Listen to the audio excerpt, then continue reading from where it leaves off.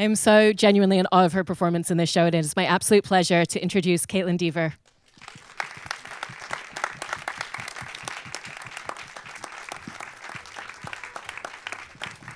Hi, hello. How's it going? I wanted to start by asking you a little bit about some of the early conversations when you were first sent the script for this, and aside from just being sent the script and told to read it, what other information you were given ahead of time? Yeah, I loved this project from the very beginning, the very moment I read it. I was actually on my last week of filming Booksmart. It was a movie I did last summer. And I was coming up on my last week of filming, and I was like, God, well, and I think every actor has this feeling, but like, you know, you're doing one thing and you're so excited about it, and then all of a sudden you don't have work for the rest of the year. And so I was, you know, it's classic actor panic that I was having. And then this script came to my email, and it was one of those things that I just immediately knew that it was something that was going to be very, very important for the world to see it in this kind of way. And I knew the people involved had so much respect for it, but I just immediately had to play Marie. I remember reading it and I had never heard of the story before, and a lot of my friends hadn't either. I think a lot of people had never heard of Marie's story before, which is why I was also very excited to come on board with it. But yeah, I just went in and auditioned for all of the producers. It was really cool, and I specifically remember my audition too, because it was an audition room full of women. It was very, very exciting. But yeah, and then they just cast me right from the first audition, and I was planning on, you know, diving in and doing some really hard work to get it. And they just trusted my instincts, and they put their faith in me, and I'm so grateful for that, because it's been such an amazing journey since. It's been really cool. Do you remember what scene it was that you auditioned with and what some of your preparation for that particular scene was? Yeah, I remember I was like, okay, I really have to do this well. I really have to just forget that I'm in a small, tiny casting office. I mean, those are sometimes so brutal and awkward, and especially doing a scene from the first episode. It was actually, I remember, I think I had like 2 scenes. I do remember one of them being the interview, the long interview scenes with the detectives, which was definitely difficult, and it was really hard to get there. But I just remembered just kind of going for it, and it was very, very difficult. But I remember it was like, I was very proud of the audition afterwards, definitely. You obviously did a great job in it. And also, in terms of it being a mini-series, did that really help you in the way that you were preparing? And I imagine you would have had all of the scripts, as opposed to usually you just have a couple of episodes and have to build from there as you go. Yeah, well, I knew I had read the book, A False Report, by Ken Armstrong, and I'd also had all this source material on Marie and her entire story, so I knew her story from beginning, middle, and end. And we don't really stray away from the truth in our show. It's very close to real life. So I guess in terms of the way we shot it and playing this character, I guess it definitely did help the timing and the pacing of it. I guess in terms of like thinking about it when we began shooting, I think as an actor, when you prepare so much right before the project is about to start, it can be really, really, really daunting. But I think for me, and thinking about, okay, well, we have these first 3 episodes that are you know, is directed by one director. It sort of took the pressure off of everything for me, because I definitely did put a lot of pressure on myself to get this really, really right. Yeah. And did that build a really nice sense of comfort, having Lisa Cholodenko do those first 3 episodes? And then how did you navigate then building your relationship with all the other directors that were coming in? Because there were a total of 3, I believe. Yeah. Michael Dinner directed the next 3, and then Susanna Grant directed the last 2. It's really interesting, because I've been learning as I go, but I think that every director really has a way of communicating, and they really do have their own language.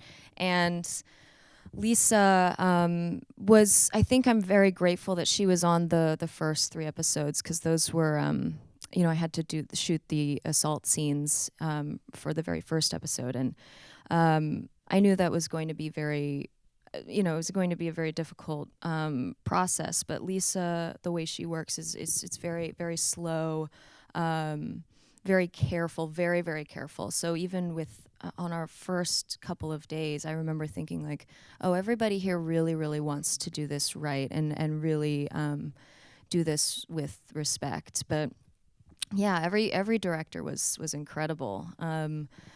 Tonally, I think they all kind of came together as one. But yeah, everyone was so great. Everyone was so great. Yeah. And because you mentioned shooting that scene, it's incredibly powerful, and it's interspersed kind of throughout the series. What sort of things would Lisa and Susanna Grant and the rest of the cast and crew do to help create a really safe and comfortable space? Because you had to go to such a vulnerable place for that. Yeah, I think that for those scenes, there was a lot of discussion before we started filming, just in the prep and rehearsal stages. I had a lot of conversations with Lisa and Susanna Grant about the whole show in general, and about how I was going to approach Marie. But specifically those scenes, we talked everything out. We made sure everybody was comfortable. What I loved the most, though, with that kind of scene, sometimes it's usually stacked on a day with a bunch of other scenes that you have to get done. And so then there's already so much pressure about shooting that kind of scene, and then there's a lot of added pressure about, oh, I have other things to do today, and I guess I'll just focus on this for today, for right now, and then after lunch we have this and this scene to do. They cut out an entire day to shoot the assault scene itself, which I think was really, really a good choice on their part, and I'm so grateful that they did that, because I had all the time in the world. We could redo it, we could stop, I could say stop whenever I wanted to, and everyone could. It was really, really wonderful how they handled everything. Yeah. Overall, one of the things I love about the directing style is it really allows your performance to live and breathe. There's a lot of close-ups and very slow shots. How does that impact the way that you're thinking about your performance based on where the camera is and those slow movements? Honestly, I don't even know what shots are happening when they're happening. I sort of tend to and I don't even think about like if we're on my coverage versus someone else's coverage. I think if we're doing a scene, it's a team effort, and everyone's got to just be 100% for every single take. So I really just feel like I just have to be ready right from the start. I remember getting on a movie once, and I thought, oh, okay, we have a couple of takes, and the director loved doing just one take, and I thought, oh, I should have been very ready from the very first moment we started shooting. But yeah, I really admire the way that they shot everything with this, because it was actually one thing I talked to Susanna Grant and Lisa about at the very beginning. But when they told me their idea about shooting the assault scenes from Marie's point of view, I knew, oh my God, these people really, really have so much respect for this story and really, really want to do it right. Because I also think that that's something the world kind of needs to see. It's something that we haven't seen before, and it definitely opened my eyes to what a survivor really has to go through. And I think that was really beautiful. That was really, really beautiful that they decided to do that. Yeah. Was there research? Obviously, you were mentioning before that there is a wealth of information on Marie's story. Were you doing research beyond just her story and the general portrayal of trauma and the experience that it is to bring that into your performance as well? Definitely. Yeah, I did a lot of I did a lot of research on trauma and what that kind of experience is even like for someone. I also had done a lot of research on the foster care system prior to shooting this. I did a movie called Short Term 12 that was heavily based on the foster care system, and that was definitely helpful for me because Marie was in foster care her entire life. And I think that the one big thing that I've learned, and I hope you all took this away from the show as well, is that a lot of people react to trauma very, very differently, and no one is exactly the same, and it's because we've all been brought up differently. And so what I learned from that too is that Marie developed a way of coping her entire life because what she had been through prior to the assault. So I did a lot of studying on that as well, like who she was before this happened to her, and that was also very, very helpful for me as well to sort of just even grasp what that must be like for somebody. And one of the things that you do so spectacularly in the performance is you capture all these different levels of trauma and how she's dealing with it, and the way that she becomes more and more isolated as she loses her job, her former foster parents, her friends in her community. And there's so many different layers and levels of it. So how did you set about mapping out how that was going to look at each stage of her story? I sort of just, I realized in panicking and in making sure that I was going to do this right, I realized that there's no real formula. There's no real plan for something like this. I think I just had to really take it day by day once we started. I had to also just trust myself and know that I had done all the research. And also, I think I just had an immediate connection to this character. My heart just broke so badly for her. And I think that I really did want to focus on the happier moments too, because I don't know if you've seen the rest of the series because it is on Netflix already, but we do see glimpses of hope with Marie, and I really wanted to capitalize on that and make sure we do see her at least, because she just reaches this point where she's just like, you know what, I just want to put this all behind me. And I have to figure out how to do that. And so in order to do that, I kind of have to laugh in this moment. So I had to really keep my eye on those moments because I really wanted to make sure I got those right as well. But I also just had to forget about my feelings for a second and forget about the way me, Kaitlyn, as a person felt, because this story felt so much bigger than me. And I always thought about, this is going to be a very emotionally taxing kind of show. And it definitely was. It was probably one of the hardest things I've ever had to do in my career. But as actors, we're rarely given an opportunity like this. And so when I had that in my hands and I thought, okay, well, I have to just forget about myself for a second. I just have to make sure that I'm doing the best I can for her, because that's what she deserves at the end of the day, is for everyone to put 100% of their effort into making this story right. Yeah. Was your process in between takes and scenes and kind of during lunch breaks a little bit different from other shoots? Would you need to kind of stay in your character of Marie a little bit more because of what you were having to access? Yeah, and I will say that I'm not a method actor on anything that I've done. I think it's actually, for me, it's really helpful to kind of come out of it.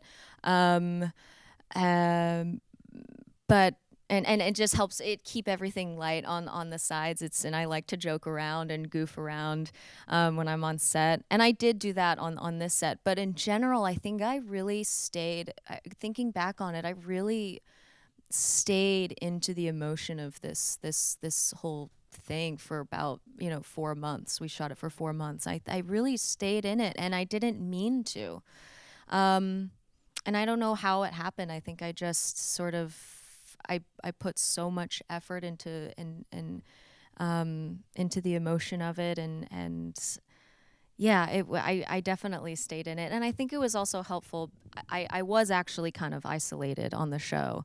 I was so excited to be working with Tony and Merritt when I saw their names on the email list. When I first got the project sent to me, I was like, oh my God, they're in this too. That's so cool. But then I was like, oh, I have no scenes with them. So, but we were always like passing by each other. But I was kind of isolated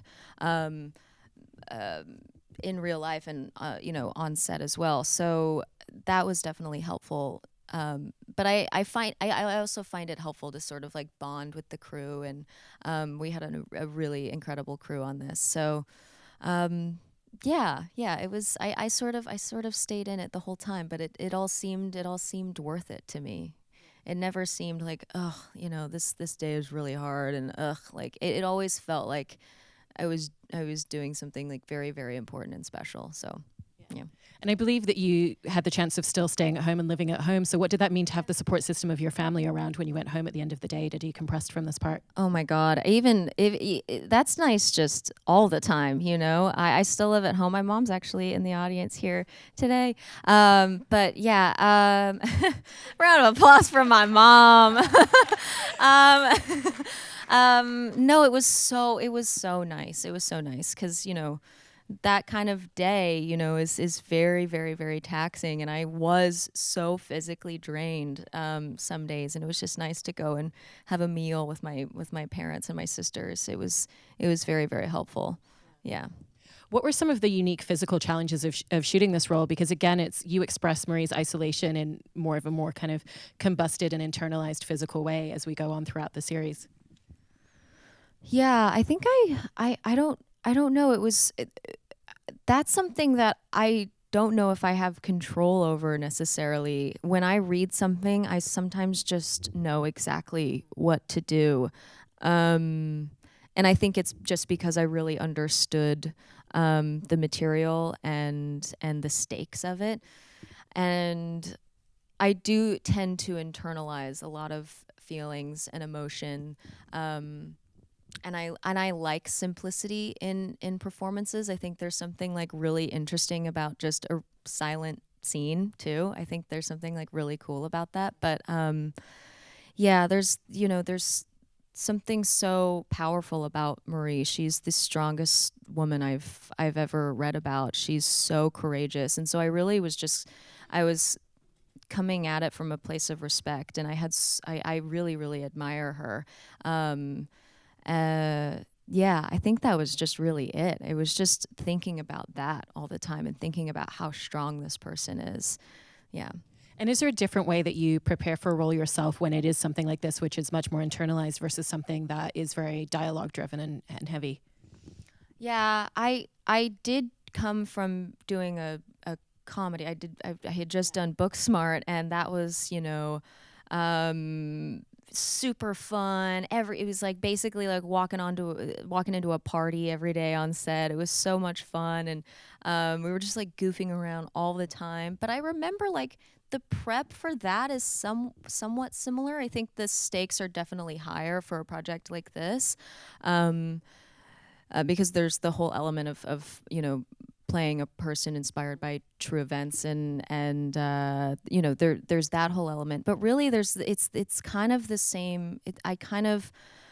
The way I prep is kind of similar for each genre, comedy and drama. I really just like to memorize everything I possibly can and know the story like the back of my hand and go over it over and over again, so that way when I get on set, there's more room to discover more things about the scene itself.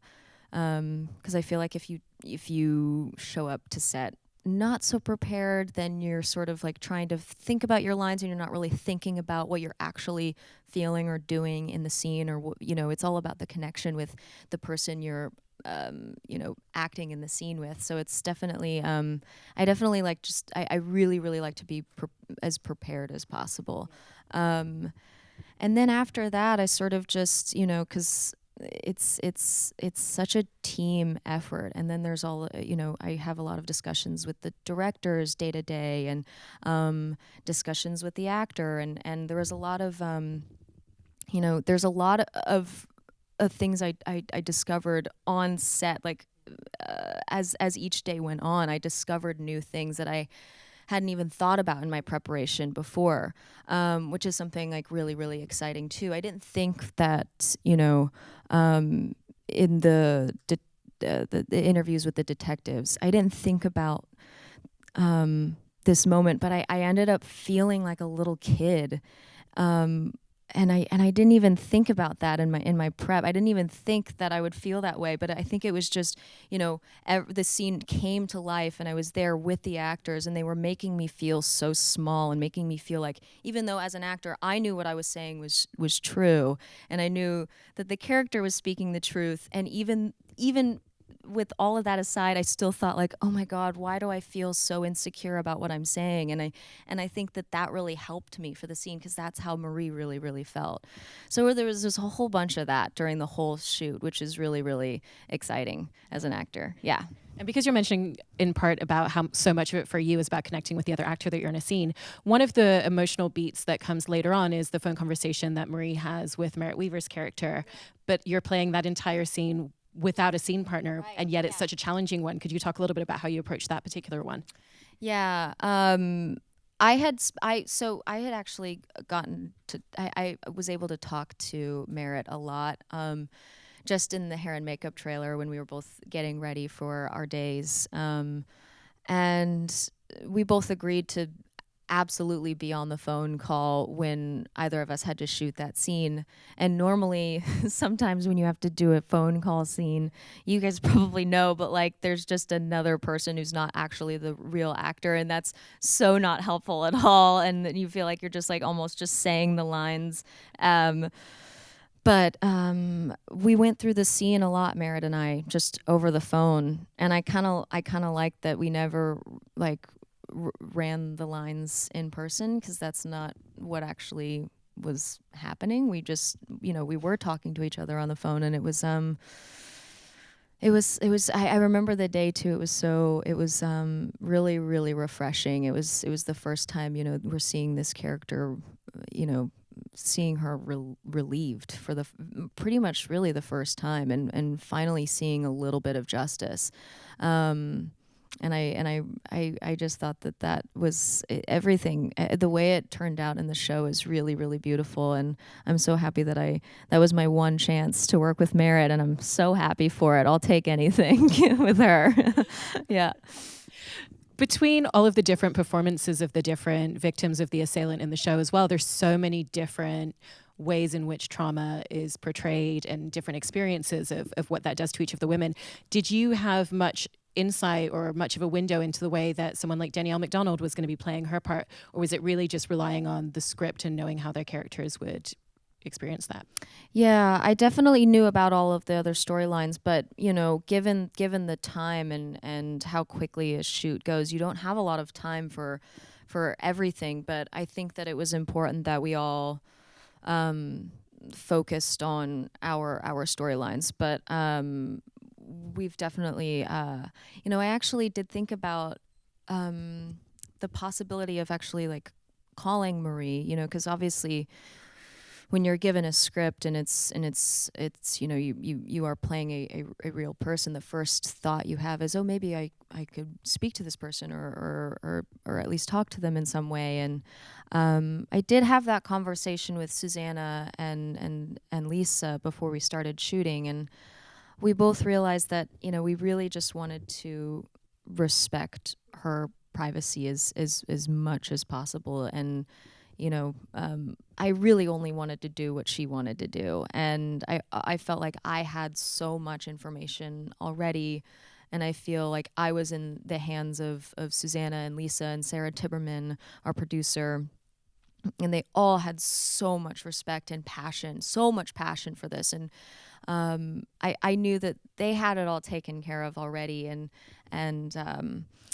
I just wanted to respect her privacy, because it was already such a privilege that she was allowing us to tell her story even at all. So yeah, and it's been really, really exciting. I've actually I've heard from Marie since the show has come out, which has been kind of it really blew me away. Yeah.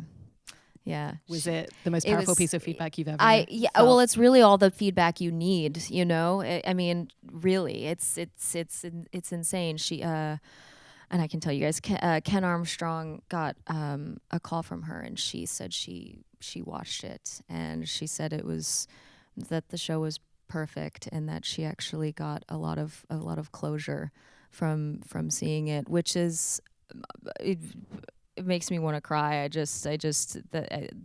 The fact that she feels that way, and the fact that she was able to say that out loud too, is just, it really, I don't know, I just feel very, very happy and really honored and lucky.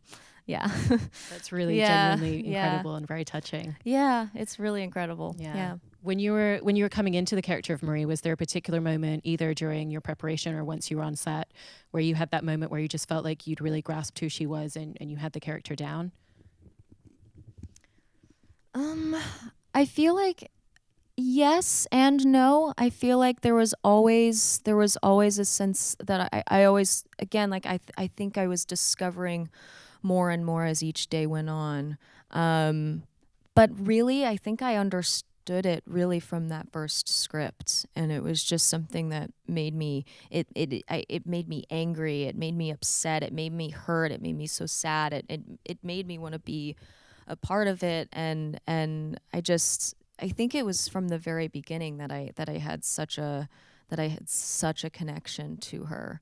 And then again, I was sort of discovering little bits and pieces as it all went on, and then I was finally, once it was all done, I was able to just like breathe and reflect on everything, and I learned a lot from the show too. It was I'm just really grateful that I was able to even be a part of it, and that the people involved let me, and they trusted me enough. I just feel very, very grateful. Yeah. I also know that for part of your prep, one of the things that you've talked about liking to do is creating a playlist, and you did one that was a lot of very early 2000s, Avril Lavigne, and that all came from Jason Reitman asking you questions when you worked with him. Are there any other things that you do in terms of your prep that actually came from working from him as a director and that you learned from that experience? The playlist thing is a huge thing for me. It's like it's one of my number one things that I use. I did this movie called Men, Women, and Children with Jason Reitman, and there was a cast of like there was like 10 kids on the project, and he emailed all of us in a group and said, "What is your character?" It was like one of our first emails we got from Jason Reitman. It was so exciting, and he said, "What is your character's favorite song right now?"